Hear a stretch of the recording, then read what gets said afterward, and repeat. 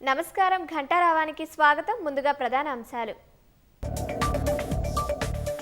కాంగ్రెస్ ప్రభుత్వానికి నీటి విలువ తెలియట్లేదన్న హరీష్ రావు. వందల టీఎంసీల నీటిని సముద్రం పాలు చేస్తున్నారని ధ్వజం.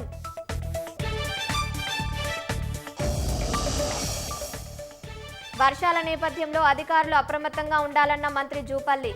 జలాశయాల్లోకి వస్తున్న వరద నీటి విడుదలపై ఆరా.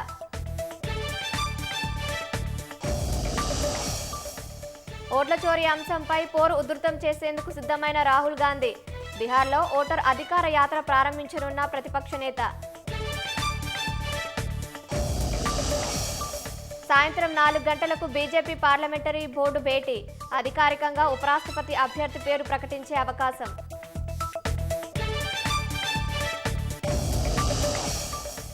జమ్మూ కశ్మీర్లో కఠువాలో మేఘ విస్ఫోటనం. ఆకస్మిక వరదలతో 7 మృత్యువాత.